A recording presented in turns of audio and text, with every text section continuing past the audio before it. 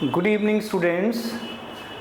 आज हम लोग प्रॉपर्टीज़ ऑफ डेफिनेट इंटीग्रल्स लेंगे। पिछली 2 क्लासेज में आपको डेफिनेट इंटीग्रल्स का बेसिक कॉन्सेप्ट दिया था। आज की क्लास में हम लोग प्रॉपर्टीज़ लेने वाले हैं। Basic there are 8 properties of definite integral. Definite integral की बेसिक 8 प्रॉपर्टीज़ हैं, जिसमें से आज हम 4 प्रॉपर्टीज़ लेने वाले हैं और उससे रिलेटेड एग्जाम्पल्स लेने वाले हैं। जैसे हम लोगों का प्रॉपर्टी 1 है P1 integral a to b fx dx is equal to integral a to b ft dt। पहली प्रॉपर्टी क्या है? Property P1 integral a to b fx dx is equal to integral a to b ft dt। इसका मतलब ये है कि अगर आप लिमिट को चेंज किए बगैर वेरिएबल को चेंज करते हैं तो डेफिनेट इंटीग्रल अनचेंज रहता है। जैसे फॉर एग्जांपल, अगर आपके पास कहीं पर इंटीग्रल है, से suppose 1 to 2 x square dx, और अगर आप इसको 1 to 2 t स्क्वायर dt लिखते हैं तो आपका आंसर सेम आएगा। तो integral a to b fx dx is equal to integral a to b ft dt। देखते हैं कैसे। जैसे आप इसको करेंगे सॉल्व, इसके LHS को सॉल्व करेंगे तो आपका आएगा x³/3 इंटीग्रल सॉल्व करके 1 to 2, और यहाँ सॉल्व करके क्या आएगा t³/3 1 to 2। अब आप लीजिए इसको सॉल्व कीजिए, लिमिट्स लगाइए 2³/3 माइनस 1³/3, और यहाँ भी आएगा 2³/3 माइनस 1³/3, तो ये आया 8/3 माइनस 1/3। यहाँ भी आया 8/3 माइनस 1/3, तो ये 7/3 आया, और यहाँ भी 7/3 आया। तो आपने क्या देखा कि अगर आप लिमिट्स को चेंज किए बगैर वेरिएबल को चेंज करते हैं तो डेफिनेट इंटीग्रल अनचेंज रहता है। तो ये प्रॉपर्टी कौन सी हुई? Property P1, property 1 integral a to b fx dx is equal to integral a to b ft dt। अब हम सेकेंड प्रॉपर्टी पे जाएंगे, property 2।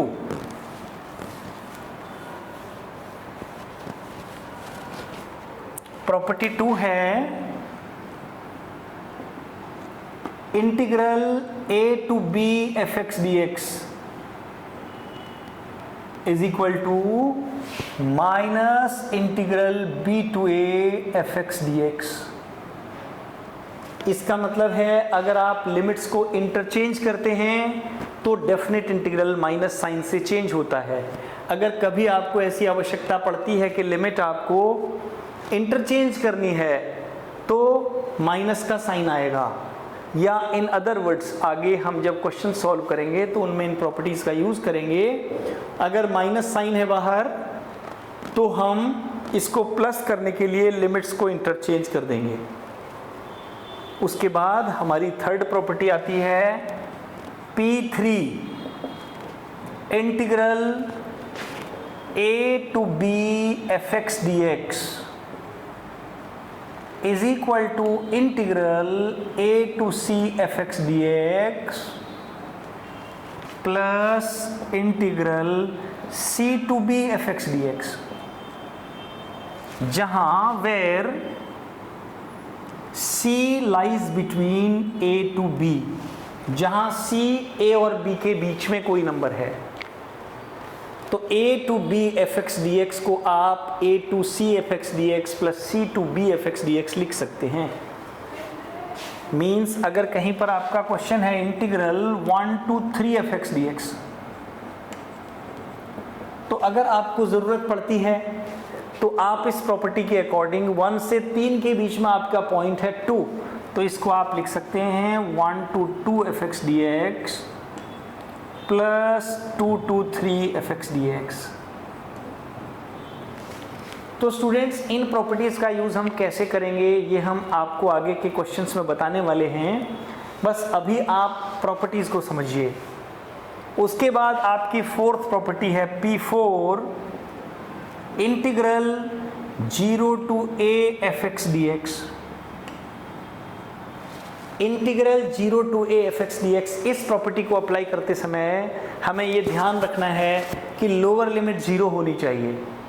Integral 0 to a fx dx equal to integral 0 to a f a minus x dx। तो students पहले आप इन 4 property को revise करेंगे। आज की क्लास में हम इन 4 प्रॉपर्टी से रिलेटेड क्वेश्चंस आपके साथ डिस्कस करेंगे। प्रॉपर्टी 1 P1 है integral a to b fx dx is equal to integral a to b ft dt। Second property है integral a to b fx dx is equal to minus integral b to a fx dx। Third है integral a to b fx dx is equal to integral a to c fx dx plus integral c to b fx dx, जहाँ c a और b के बीच में कोई point है। इसके बाद property 4 है students 0 to a fx dx equal to 0 to a f a minus x dx। तो चलते हैं स्टूडेंट्स कैसे हम एक्सरसाइज में इनका यूज़ करेंगे। पहले 4 प्रॉपर्टी ही हम आज देखेंगे। एक्सरसाइज ले रहे हैं अब आपकी exercise number 7.11। Exercise number 7.11।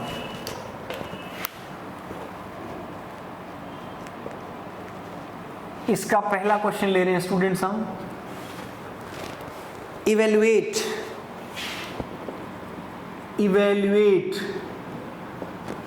Integral 0 to pi by 2 cos square x dx। 0 to pi by 2 cos square x dx। तो हम लोग इंटीग्रल को i लेकर चलते हैं, तो हम लिखेंगे since i is equal to integral 0 to pi by 2 cos square x dx।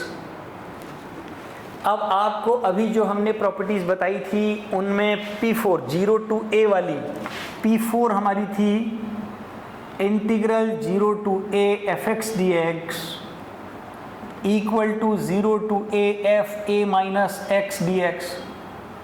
तो स्टूडेंट्स हम ये प्रॉपर्टी अप्लाई करते हैं। देखिए कैसे हम लिखेंगे, सिंस ये पहला इक्वेशन लेते हैं हम i equal to 0 to pi by 2 0 to a fx dx is equal to 0 to a f a minus x dx। जहाँ पर आपके पास a है, जहाँ पर आपके पास x है, वहाँ आपने a माइनस x रखना है। तो यहाँ पर आएगा cos square pi by 2 minus x dx। अब आप जानते हैं कि cos pi by 2 minus theta, since cos pi by 2 minus theta की वैल्यू साइन थीटा हो जाती है। तो यही आपका आया i is equal to 0 to pi by 2 sine square theta sine square x dx होगा। ये इक्वेशन नंबर 2 हो गया आपका। अब आप क्या करेंगे, इक्वेशन नंबर फर्स्ट और सेकंड को ऐड कर दीजिए। Adding equation 1 and 2, adding 1 and 2, तो 2i आएगा आपका 2i equal to 0 to pi by 2 cos square x dx plus 0 to pi by 2 sine square x dx।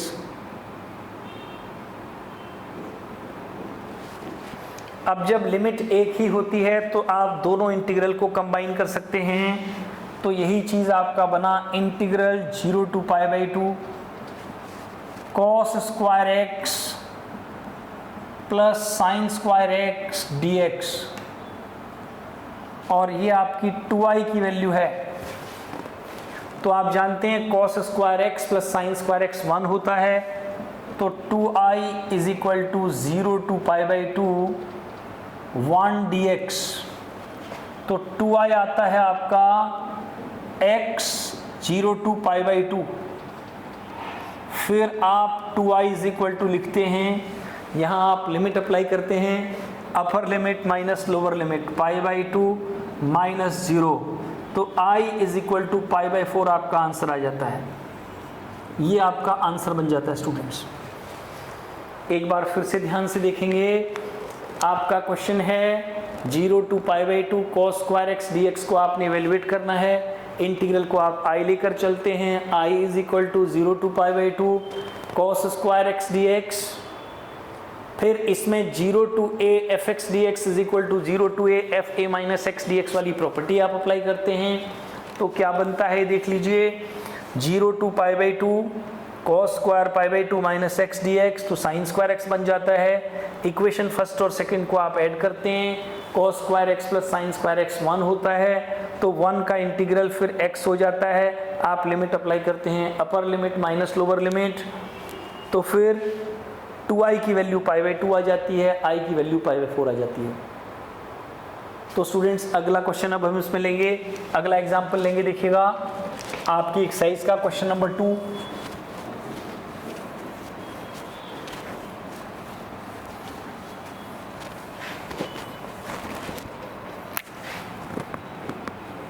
Question number 2 में है integral 0 to पाई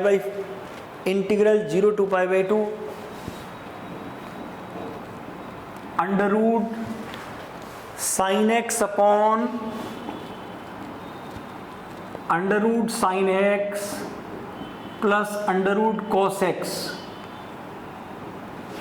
देखिए स्टूडेंट्स, बिल्कुल सेम क्वेश्चन आपके पास है, आप इसको भी इसी तरह सॉल्व करेंगे। I equal to 0 to pi by 2 sine x root upon sine x root plus cos x root d x.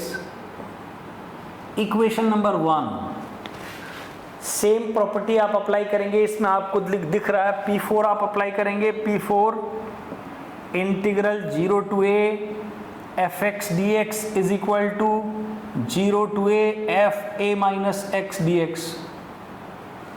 तो आपका इंटीग्रल I क्या होगा बेटा, देखिए I equal to 0 to pi by 2 under root sine x, sine of pi by 2 minus x root. इसमें आपने जहां आपके पास x है वहां आपने पाई बाई 2 माइनस एक्स लगाना है, upon sine pi by 2 minus x root plus cos pi by 2 minus x root dx।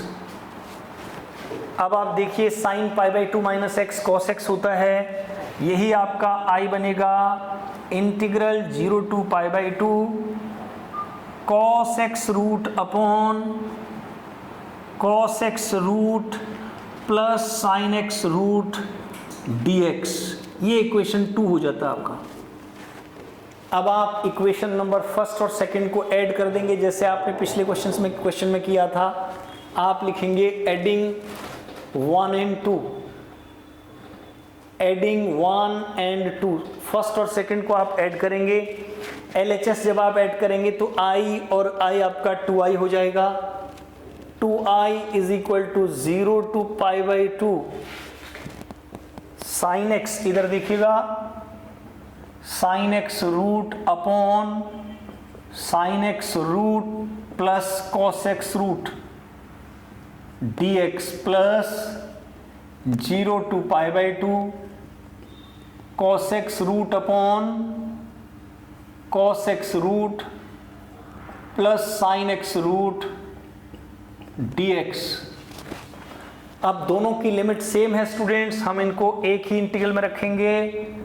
2i equal to 0 to pi by 2 sine x root upon sine x root plus cos x root plus cos x root upon cos x root plus sine x root, बाहर से dx लगा देंगे। अब आप दोनों का LCM ले लेंगे, तो 2i आपका बनेगा 2i is equal to 0 to pi by 2 sine x root plus cos x root divided by sine x root plus cos x root dx। तो न्यूमरेटर एंड डिनोमिनेटर में सेम वैल्यू है, इसको आप कैंसिल कर देंगे तो 2i आपका आएगा 0 to π/2 dx, और dx का इंटीग्रल फिर से x आएगा, दिस इज x 0 to π/2, तो यही π/2 माइनस 0 π/2 आ जाएगा। तो फिर i इज इक्वल टू π/4, ये आपका आंसर बन जाएगा, ये आपका आंसर बन जाएगा। तो ये किस तरीके से हम डेफिनेट इंटीग्रल को प्रॉपर्टीज की हेल्प से सॉल्व करेंगे, हम अपनी आने वाली क्लासेस में आपको बताएंगे। तो कल की क्लास में हम इससे आगे कंटिन्यू करेंगे।